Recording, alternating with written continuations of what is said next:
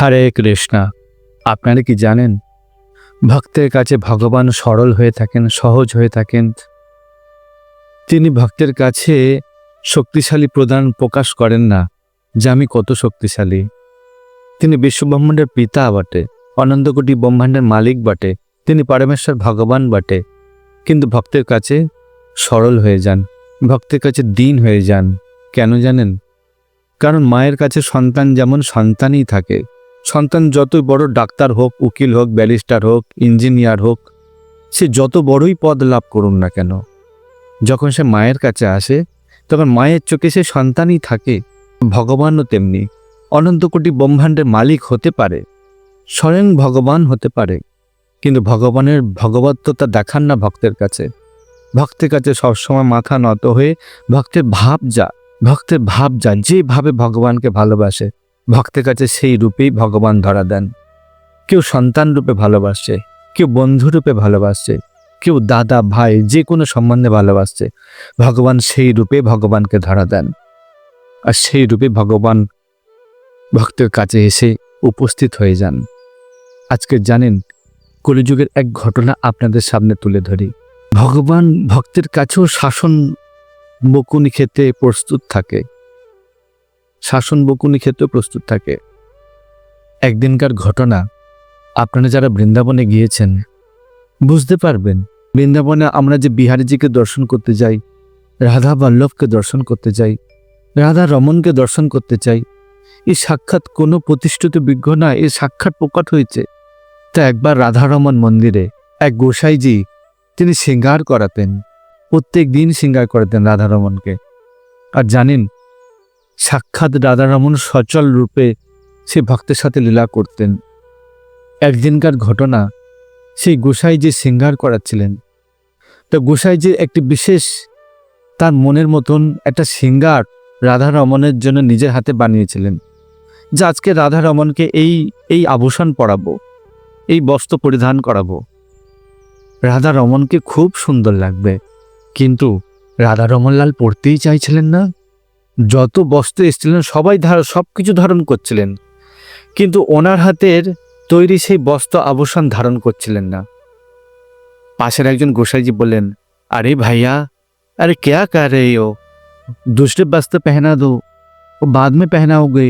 গোসাইজি রেগে গেলেন, আরে আমার বস্ত্র আমি নিজের হাতে তৈরি করে নিয়ে এসেছি, আমি রাধারমনকে পরাবো বলে?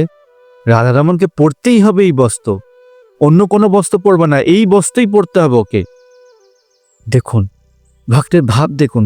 কলিযুগে রাধারমনলাল মন্দিরে এমন ঘটনা, সেই গোসাইজি তো তার অধিকার দেখুন। যখন কোনো ভগবানের প্রতি যখন ভাব প্রকট হয়ে যায়, যখন কোনো সম্বন্ধ যুক্ত হয়ে যায়, তখন ভগবানের প্রতি অধিকারও ফলায়। এ প্রেমের অধিকার। সেই জন্য সেই গোসাইজি অধিকার ফলাচ্ছিলেন যে আমার হাতের বস্ত্র কেন রাধারমন পড়বে না। প্রায় 1 থেকে 1.5 ঘন্টা হয়ে গেল, রাধারমনলাল পড়তেই চাইছে না। কখনো কোমর থেকে নিচে ছোট হয়ে যাচ্ছে, কখনো গায়ের সঙ্গে সেট হচ্ছে না। আশ্চর্য ব্যাপার, কিছুতেই রাধারমনলাল পড়তে চাইছে না। ব্যাস, গোসাইজি রেগে মেগে বকুনি দেয়া শুরু করলেন, শাসন করা শুরু করলেন। আচ্ছা, তুমি পড়বে না আমার হাতে? তুমি কি চাও না যে এই বস্ত্র তুমি পরিধান করতে? ঠিক আছে, যদি তুমি না চাও তাহলে তোমাকে এরকম নঙ্গ অবস্থায় রেখে দেবো। আর দেখো, বাইরে সবাই দর্শন করার জন্য তোমার জন্য লালায়িত হয়ে আছে, তোমাকে দর্শন করার জন্য প্রস্তুত হয়ে আছে, এক ঝলক দর্শন করার জন্য। আরে এই শুধু নঙ্গ অবস্থা তোমাকে যদি দেখে তাহলে তোমার সম্মান থাকবে তো? ঠিক আছে, তোমার যদি এটাই চাই তাহলে নাঙ্গা অবস্থা তোমাকে দর্শন করাবো, চলো। ব্যাস, যেই না মন্দির থেকে বেরিয়ে এসে পর্দা খুলবে, রাধারমন সঙ্গে সঙ্গে পড়াতে লাগেনি, সঙ্গে সঙ্গে নিজে আপনি সেই বস্ত্র পরিধান করে নিয়েছে। একদম গোসাইজির চোখের সামনে সেই গোসাইজির নেত্র সজল হয়ে গেল। আহা হা হা, এইবার লালা আমার কথা শুনেছে। একদম সচক্ষে নিজের হাতে হাতও লাগাতে হয়নি, এতক্ষণ ধরে বস্ত্র পরানোর চেষ্টা করছিল রাধারমনলালকে নিজের হাত দিয়ে, কিন্তু তখন আর হাত লাগাতে পারেনি। এত বকুনি দিলেন, এত শাসন করলেন, ব্যাস সাক্ষাৎ চোখের সামনে অটোমেটিক বস্ত্র পরিধান করে নিলেন। ব্যাস, পাশের গোসাইজি বললেন, আহা দেখো দেখো, একদম এত বকুনি দিয়েছ, আরে এ তো ব্রহ্মাণ্ডের মালিক পিতা, আমাদের লালা। আরে তোমার বকুনিতে রাধারমণ নিজেই বস্ত্র পরিধান করেছে। আরে একবার যদি এর মাথা গরম হয়ে যায় তখন ব্রহ্মাণ্ড ওলটপালট হয়ে যাবে। আরে বড় বড় খুব সুন্দর সুন্দর ভোগ লাগাও, সুন্দর রাধারমণকে আজকে ভোগ লাগাও, যাতে রাধারমণ মাথা একটু ঠান্ডা হয়ে যায়। কারণ তার মন দুঃখী হয়ে আছে না, কারণ সে ভক্ত তাকে বকুনি দিয়েছে।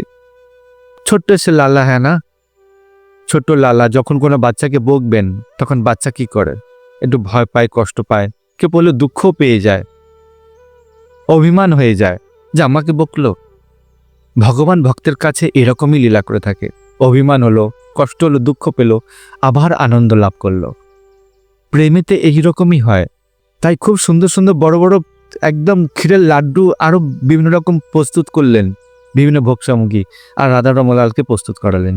দেখেন, এই কলিকালের সত্য ঘটনা, এই কোনো বানানো কাহিনী নয়।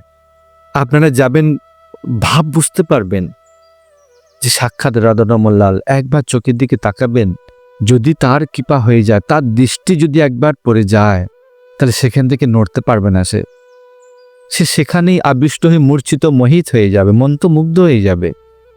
এই হেন ভগবান। তাই ভক্তকে তাই ভগবানকে আপনা ভাবুন, আপনা, যে ও আমার পুত্র, ও আমার সখা, ও আমার বন্ধু, ও আমার প্রিয়তমা। বাস, আর কিছু না। এই সম্বন্ধ রূপে জ্ঞান করুন, তাকে ভালোবাসতে জানুন। ভগবান আপনার সাথেও লীলা করবে, আপনার সাথেও লীলা করবে, আপনার সাথে কথা বলবে, আপনাকে আনন্দ প্রদান করবে। যা জগৎ সংসার দিতে পারবে না, এই আনন্দ তা আপনাকে প্রদান করবে। আপনাকে ছেড়ে কখনো যাবে না। আপনি যদি কষ্টে থাকেন, সে আগে ছুটে আসবে। আহা, আমার ভক্তের কষ্ট হচ্ছে, আগে ছুটে এসে আগে আপনাকে বিপদ থেকে উদ্ধার করবে। জানেন না সে কতটা করুণাময়, কতটা করুণাময়। কেমন লাগলো এই লীলা কথা? জাস্ট এই সত্য ঘটনা, এই ভিডিওটা শেয়ার করুন, সবাইকে জানান এই লীলা, যে আজও পর্যন্ত কলিকালে ভগবান ভক্তের সাথে এহেন লীলা করে থাকেন, এহেন লীলা করে থাকেন। সবাই লীলা কথাটিকে শেয়ার করবেন, কমেন্টে লিখবেন, জয় জয় শ্রী শ্রী রাধা রমন লাল কি জয় হো। হরে কৃষ্ণ। ভালো থাকবেন, সুস্থ থাকবেন। দেখা হচ্ছে পরে অন্য কোনো লীলা কথা নিয়ে। হরে কৃষ্ণ।